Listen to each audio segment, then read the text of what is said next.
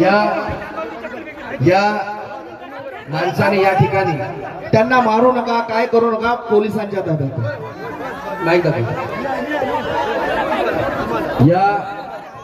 माणसाकडून त्याला समजू दे नाही यार तुम्ही इकडे या माणसाकडून हल्ला झाला होता